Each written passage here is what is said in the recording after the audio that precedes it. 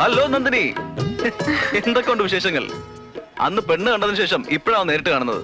ഹോസ്റ്റലിൽ വന്നിരുന്നെങ്കിൽ കാണായിരുന്നല്ലോ. ഏയ് അത് ചീപ്പ്, അതൊന്നും എനിക്ക് ഇഷ്ടമല്ല. ആ തിരക്കിടയിൽ ഒന്ന് സ്വസ്ഥമായി സംസാരിക്കാൻ പറ്റൂ?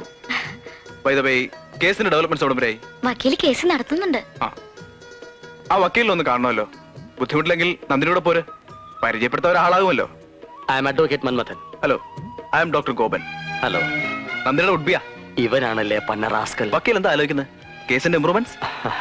ഈ കേസ് എനിക്ക് അനുകൂലമായിട്ടേ വരൂ. Secretary of home department, home minister, DGP എന്നിവർക്കൊക്കെ ഞാൻ നോട്ടീസ് അയച്ചു കഴിഞ്ഞു. അപ്പോ സ്റ്റേഷൻ ഉടനെ ഒഴിഞ്ഞു കിട്ടുമോ? ഒഴിഞ്ഞു കിട്ടിയാലേ കല്യാണം നടക്കുള്ളോ? അതെന്റെ തീരുമാനമല്ല, അച്ഛന്റെ. ആരുടെ തീരുമാനമായാലും കേസ് നടത്തിയാലല്ലേ ഒഴിഞ്ഞു കിട്ടൂ. സ്റ്റേഷൻ ഒഴിപ്പിക്കാതിരിക്കാനാണ് ഇപ്പൊ ശ്രമിക്കുന്നത്. അല്ല, ചില തൽപര കക്ഷികൾ ശ്രമിക്കുന്നുണ്ടെന്ന്. അല്ല, അതാരാണെന്ന് എനിക്കറിയാം. എന്റെ നീക്കങ്ങളൊക്കെ അവൻ അറിഞ്ഞു കാണുമോ? ഇൻസ്പെക്ടർ അല്ലേ? എത്ര വൈകിയാലും ഞങ്ങളുടെ കല്യാണം നടക്കും. എന്നാ വരട്ടെ. ഓക്കെ. കാത്തു സൂക്ഷിച്ച ഈ കസ്തൂരി മാമ്പഴം ആ കാക്ക കൊണ്ടുപോകുമോ? എന്നാ ഞാൻ പോയിക്കോട്ടെ. ഞാൻ ഡ്രോപ്പ് ചെയ്യാന്നേ. വരൂ.